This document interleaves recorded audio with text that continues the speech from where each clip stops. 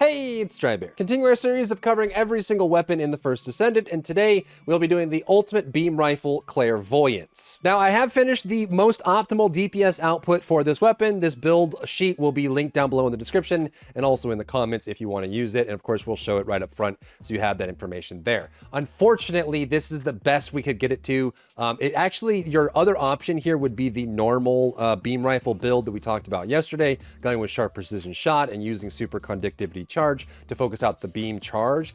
Clairvoyance as a weapon is actually probably the best beam rifle in the entire game. Has actually some decent crit chance, some decent, really good crit damage. It has okay like weak point scaling. The range is better than most rifles, and it has a different damage profile. It actually scales up from stage 1 to stage 2. It increases its damage by 15%, and from stage 2 to stage 3, it increases damage by 45%, which is a much bigger number than the other beam rifles that we were messing around with. So it actually has a very nice DPS profile. However, because of the passive lowering 80% chill resistance and having some interaction there, and the fact that we do, for special rounds, have an option of running Frigid Burn with chill attack, it is actually going to be your best damage output, even against targets that aren't weak against chill. It still is your best damage output for Clairvoyance. But there's a couple things that we need to dive into when it goes to the weapon of Clairvoyance, the passive effect, and all of that. Now, the damage of 653k puts it kind of below the marker for like best weapons in the game. It still is good and still very viable, and there is a Descendant build that you can use with this, which we'll talk about in a second,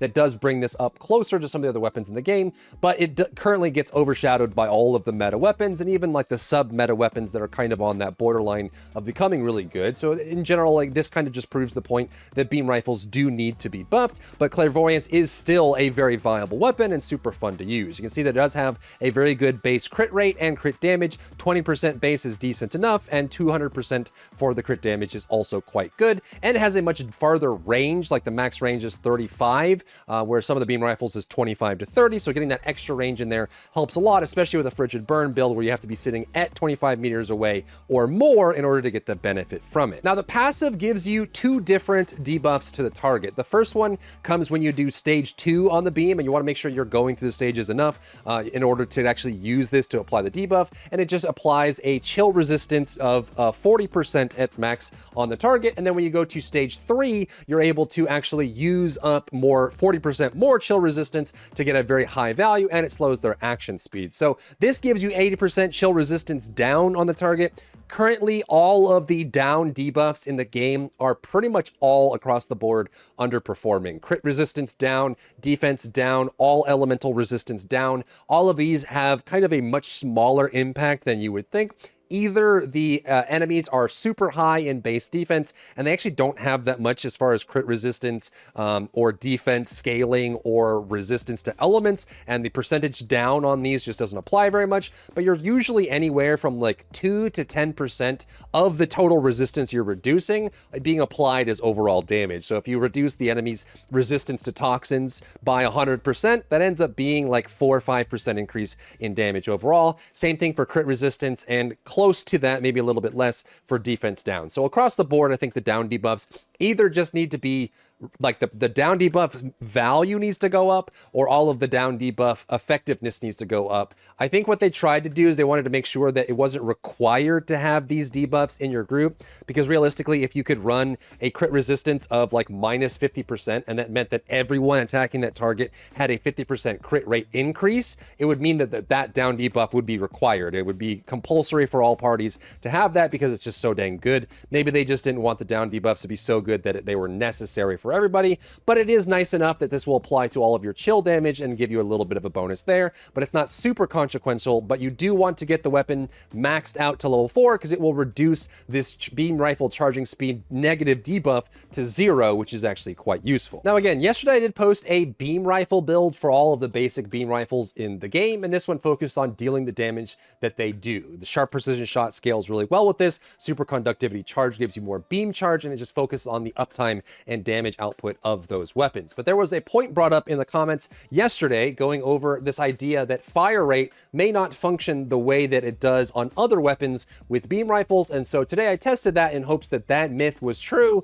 Let's see what happened. So the assertion that was brought up to me is that fire rate is something that affects the consumption of the ammo on a beam rifle, but it doesn't affect the tick rate. The tick rate stays static, and that the fire rate will just change how fast the ammo gets consumed, which would be a very cool option for building beam rifles, because it means that you could slow down the fire rate and still get a damage increase from that, because it just meant that your ammo was consuming slower, but you were still dealing the same amount of damage. However, after a bunch of testing, side-by-side comparisons of low fire rate to high fire rate with timestamps, it is false. It actually is not something that applies to the beam rifle. The fire rate scaling will affect the tick rate of the actual beam rifle, which means that if you have slower fire rate, it will take you longer to consume all of your ammo, and you will still have the same amount of ticks. So with comparisons of like 0% fire rate, minus 10%, minus 20%, minus 30, minus 37, minus 50%, it did scale down with the fire rate, and you had the same amount of ticks, just taking longer and longer relative to the amount of fire rate you had, which meant that it was a DPS loss overall, not a viable build option. But your options are to go with the sharp precision shot general burn, like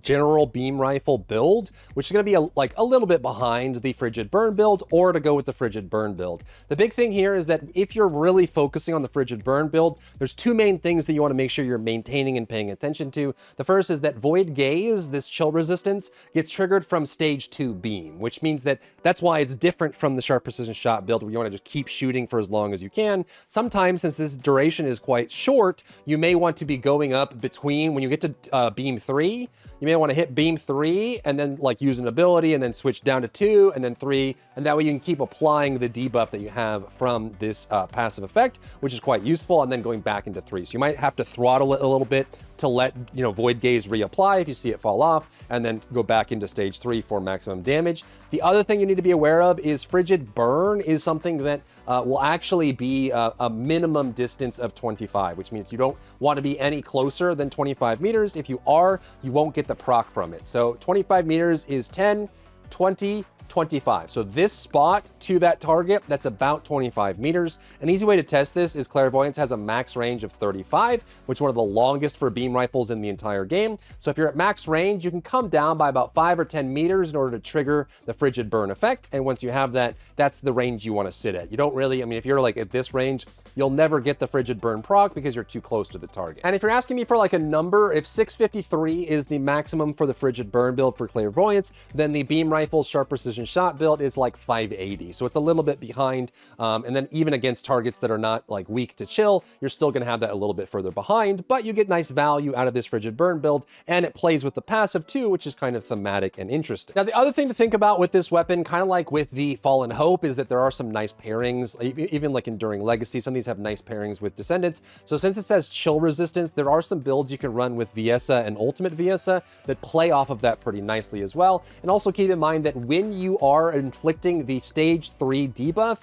it also counts as Frostbite, which has some nice interactions with Viessa as well. Especially with things like Absolute Zero and some of her other frost effects as well that can trigger off of this. You can get additional frost orbs or ice orbs that can shoot on the target based on the Clairvoyance weapon. And sometimes if you have enough skill damage, skill crit, and skill scaling for Viessa, having Clairvoyance constantly triggering Frostbite, triggering stuns, and triggering the freezes, while also scaling up your ice orbs and ice spheres, can actually be enough of a damage increase to make up for the fact that you're not using one of the top 5 weapons in the game with Clairvoyance, because it works well with your character rather than just an individual weapon by itself. But that is the build for Clairvoyance. We run Frigid Burn, Action Reaction, Chill Enhancement to give the chill scaling here. Keep in mind for the reroll, we are going to run Chill Attack as well, just to help scale with that since we have so much scaling. As far as which elemental attribute attack mod you want to run, the priority mods outperform the gun barrel mods in almost every single possible situation, just because reload is less impactful than fire rate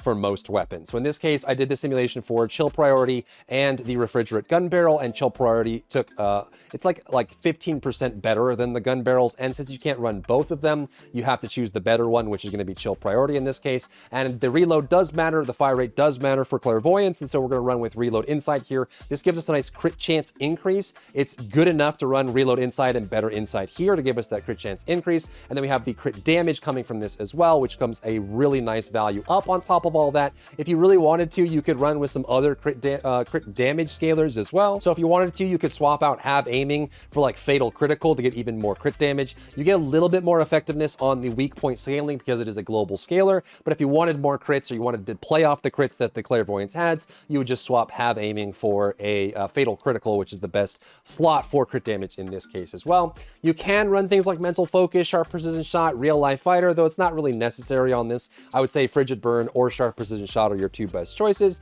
Anytime you can get away from those, I think it gives you a lot of value as well, plus enough damage up on the scaling from the beam scaling for the beam charge on the beam charge weapon, which makes it a lot more convenient, puts it all together. It has lots of great synergy.